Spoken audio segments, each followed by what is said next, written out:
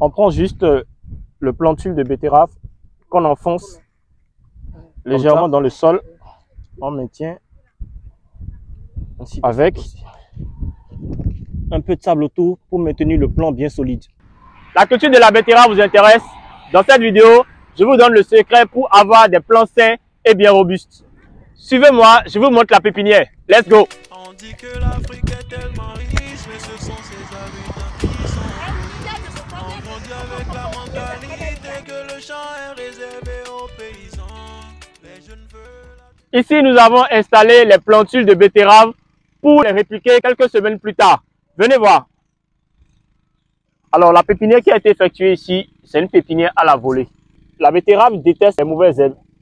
Quand vous réalisez la pépinière, il est donc important de procéder fréquemment au désherbage pour éviter qu'il y ait la concurrence au niveau des matières nutritives contenues dans le sol.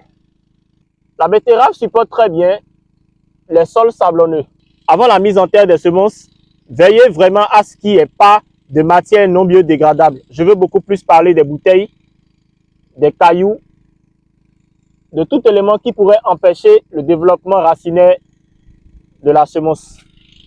Beta vulgaris, c'est le nom scientifique de la betterave. La betterave aime les sols qui sont sablonneux et assez humides. Alors, où il faut planter vos betteraves, vous devez déjà savoir que vous pouvez planter vos betteraves dans des zones où le climat n'est pas trop chaud et n'est pas trop humide. La betterave n'aime pas trop la chaleur parce que cela agit sur la qualité de ses feuilles.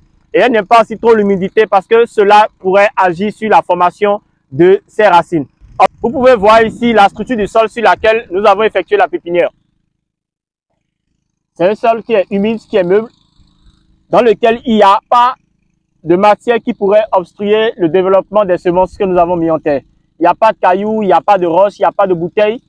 Ce qui veut dire qu'il est vraiment important de préparer correctement le sol sur lequel vous voulez faire votre semis. Évitez au maximum d'utiliser des sols qui sont compacts ou des sols qui sont trop acides ou qui sont trop argileux. La betterave ne supporte pas ce genre de sol-là. Quelques semaines après la pépinière, voici ce que vous obtenez au niveau de vos jeunes plantules de betterave. Ceux-ci sont déjà prêts pour le répiquage. Allez, venez, je vous montre ce que vous obtenez quelques mois après quand vous finissez avec le répiquage.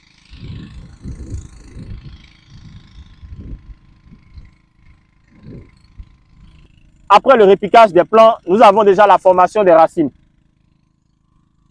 La formation des racines qui prendra au moins 2 mois. Quelques mois après, nous pourrons maintenant passer à la récolte et nous pourrons maintenant vendre. Alors, est-ce que c'est facile? Je dirais que la production de la betterave n'est pas difficile, juste qu'il y a des techniques, qu'il y a des critères de production qu'il faut absolument respecter si vous voulez vraiment obtenir de très bons résultats. Alors, comment et quand répliquer vos jeunes plantules de betterave? Ce que vous devez savoir, c'est que l'écartement que vous devez adopter pour vos plants de betterave, c'est un écartement de 20 cm sur 20. Ce qui voudra dire que vous n'avez pas besoin d'avoir un grand espace avant de produire de la betterave. 50 mètres carrés, 1000 mètres carrés, 2 hectares, 15 hectares vous suffisent largement pour pouvoir produire de la betterave. Alors, regardez un peu ce que ça donne ici. Quelques semaines après la mise en terre de nos jeunes plantules, nous avons observé la formation des racines. Comprenez que la formation de ces racines-là n'intervient pas juste sous un coup de magie. La formation des racines intervient en fonction des différents apports organiques que nous avons apportés à cette plante-là.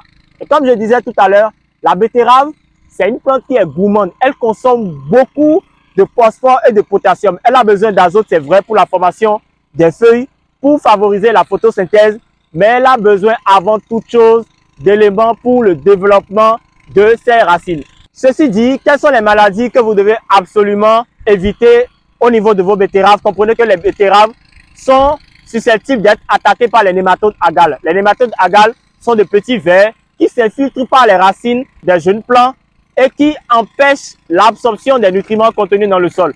Conséquence, vous allez apporter de l'engrais, vous allez apporter de la matière organique au niveau de vos plantules, mais le plant ne pourra pas se développer et c'est vous qui perdez. Il y a aussi l'apparition des chenilles. Regardez par ici les dégâts que les chenilles peuvent opérer au niveau de vos jeunes plantules de betterave. Voyez l'apparition de ce ver. L'apparition d'un ver qui a mangé nos feuilles. Qui a mangé nos feuilles. Voilà. L'apparition des vers au niveau des feuilles qui consommera les feuilles et qui pourra empêcher ainsi qu'il y ait la formation, mais qui est l'évolution de vos jeunes plantules. Maintenant, parlons de rentabilité. Comme je me plais toujours à le dire, on ne se lance pas dans l'agriculture pour le simple fait de produire. On se lance dans le secteur de l'agriculture pour gagner de l'argent et pour résoudre un problème spécifique. La première étape que vous devez mettre en place avant de vous lancer dans la culture de la betterave, c'est de vous garantir, c'est de vous assurer que le marché est disponible. Alors, une planche de cette longueur est vendue en moyenne entre 20 000 et 35 000 en fonction de la période. Combien il faut investir sur 1 hectare? Vous devez investir en moyenne 1 million, 1,5 million. Pour une rentabilité de 3,5 millions. Écoutez, je parle de millions, vous allez certainement me dire, et nous qui n'avons pas les moyens pour investir 1 million, comprenez une chose. L'agriculture, c'est rentable, mais qui parle d'agriculture parle d'investissement. Si vous voulez gagner gros, vous devez être prêt à mettre le paquet. D'accord? Alors, dites-moi dans les commentaires la prochaine culture sur laquelle vous voulez que je me pose.